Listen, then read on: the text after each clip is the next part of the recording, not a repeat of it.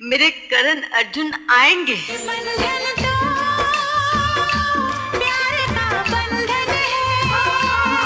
दोस्तों याद करो, हम सभी ने कभी ना कभी किसी न्यूज़ में या किसी फिल्म में ये जरूर देखा होगा कि किसी छोटे बच्चे को पिछले जन्म की चीज़ें याद आ गई। कई लोग कहते हैं कि मैं पिछले जन्म में सिपाही था या मैं पिछले जन्म में मजदूर था, पर क्या आपने कभी सोचा है कि क्या ये सिर्फ लोगों का भ्रम होता है या फिर पुनर्जन्म सच है? क्या साइंस के हिसाब से पुनर्जन्म सच होता है? और वीडियो के अंत में मैं बताऊंगा एक ऐसे इंसान के बारे में जिनके पास आज के समय में पुनर्जन्म को लेकर बहुत ही पुख्ता सबूत हैं। तो सबसे पहले समझते हैं कि पुनर्जन्म का कॉन्सेप्ट आया कहाँ से। दोस्तों, रीबर्थ का कॉन्सेप्ट कई धर्मों में गहराई से जुड़ा हुआ है। हिंदुइज्म, बुद्धिज्म, जैनिज्म, सिखिज्म सभी में पुनर्जन्म का जिक्र मिलता है। हिंदू धर्म के अनुसार आत्मा अमर होती है और जब एक शरीर खत्म होता है तो वो आत्मा दूसरे नए शरीर के साथ इस दुनिया में आ जाती है। ये साइकिल तब तक चलता रहता है जब तक वह कर्म के हिसाब से मुक्त ना हो जाए। बुद्धिज्म में इसे संसारा कहा गया है, एक एंडलेस साइकिल जिसमें बार बार बर्थ, डेथ और रीबर्थ होता रहता है और हर जन्म आपके पिछले कर्मों पर डिपेंड करता है।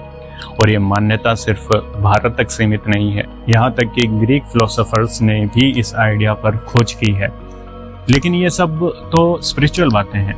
अब देखते हैं कि क्या रियल लाइफ में इनका कोई प्रूफ मिलता है। सबसे फेमस केस था शांति देवी का। 1930 में दिल्ली की एक छोटी सी लड़की, जिसे याद था कि वो मथुरा में पिछले जन्म में एक औरत थी, उसका नाम था लुड़गी। उसने अपने पति का नाम बताया, उसने अपने घर का एड्रेस बताया और कुछ ऐसी बातें बताई जो सिर्फ और सिर्फ उस महिला को पता थी जो उसका पिछला जन्म था। और जब लोग उस जगह गए तो सब कुछ सच निकला। इस खबर ने उस समय सनसनी मचा दी थी। यूनिवर्सिटी ऑफ वर्जीनिया के साइकेट्रिस्ट डॉक्टर लैन स्टीवेंसन ने 40 साल तक 30 से ज़्यादा केसेस डॉक्यूमेंट किए जहां बच्चों ने अपनी पास्ट लाइफ के बारे में बात की थी। उन्होंने देखा कि बच्चे जनरली 2 से 6 साल की एज में अपनी पुरानी लाइफ याद रखते हैं और डिटेल इतनी स्पेसिफिक होती है कि उन्हें इग्नोर करना मुश्किल हो जाता है। कुछ केसेस में तो उन बच्चों के शरीर पर पुराने मौत के निशान भी थे, जैसे गोलियों की चोट, बर्थमार्क। लेकिन असली सवाल उठता है कि क्या ये सब रियल है? तो देखते हैं कि विज्ञान क्या कहता है। दोस्तों, साइंस पुनर्जन्म के कॉन्सेप्ट को जनरली रिजेक्ट करती है और इसका एक सिंपल रीजन है, इसमें एम्पिरिकल एविडेंस की कमी होती है, यानी सॉलिड मेजरेबल प्रूफ नहीं होते। साइंस कहता है कि किसी भी क्लेम को तब तक एक्सेप्ट नहीं किया जा सकता जब तक उसे बार बार टेस्ट करके सेम रिजल्ट न मिले। पुनर्जन्म के केस ज़्यादातर एनेक्डोट होते हैं, यानी किसी ने कुछ कहा, किसी बच्चे ने कुछ याद किया, लेकिन इन्हें साइंटिफिकली वेरीफाई नहीं किया जा सकता। साइकोलॉजिस्ट का मानना है कि ऐसी मेमोरी क्रिप्टोमेंजिया या फॉल्स मेमोरी होती है, जहां बच्चे अनजाने में किसी पुरानी बात को सुनकर अपनी समझ लेते हैं। जब तक पुनर्जन्म को लेबोरेटरी कंडीशन में रेप्लिकेट नहीं किया जा सकता, साइंस उसे सच नहीं मानेगी और इसलिए विज्ञान के लिए रीबर्थ अभी भी एक फैक्ट है, क्योंकि पुनर्जन्म का कोई साइंटिफिक प्रूफ नहीं होता। लेकिन रीबर्थ का ये कॉन्सेप्ट फेथ और साइंस के बीच में अटका हुआ है। आपका क्या मानना है? क्या पुनर्जन्म होता है? आप किसे मानेंगे?